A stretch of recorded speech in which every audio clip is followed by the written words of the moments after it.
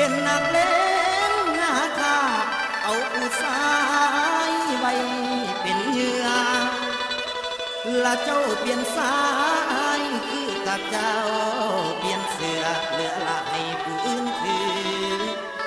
คือจังโพดเข้าสู่มือลืมคนเก่าเคยเอาใจละนายหัวใจของคนมาสร้างเป็น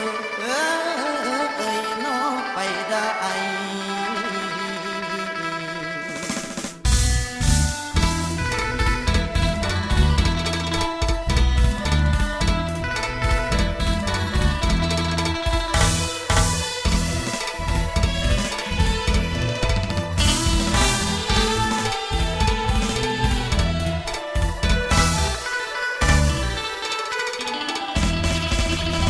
ใจเอ๋ยใจของคนสามดำ